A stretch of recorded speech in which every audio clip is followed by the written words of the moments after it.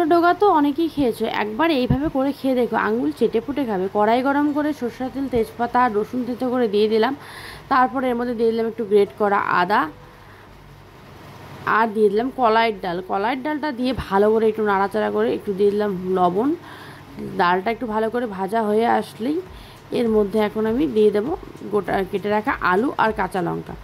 তারপর আমি এক এক করে গুঁড়ো মশলা অ্যাড করবো। দিয়ে দিব হলুদের গুঁড়ো, তারপর দিয়ে দিলাম জিরের গুঁড়ো, তারপর দিয়ে দিলাম লঙ্কার গুঁড়ো। এবার সব কিছুকে একসাথে খুব ভালো করে একটু কষিয়ে নিতে হবে। তারপর দিয়ে দিলাম জল, জলটা দিয়ে ঢাকা দিলাম ডাল আর আলুটা সেদ্ধ হওয়ার জন্য।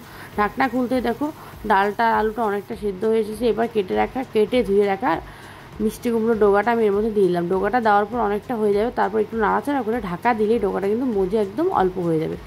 তারপর দেখো ডোগাটা নাড়াচাড়া করে সুন্দর করে জলটা যখন শুকিয়ে আসলো, তারপর এটা একটা বাটিতে সার্ভ করলাম। গরম গরম ভাতে এইরকম করে মিষ্টি ডোগা খেতে দারুণ লাগে।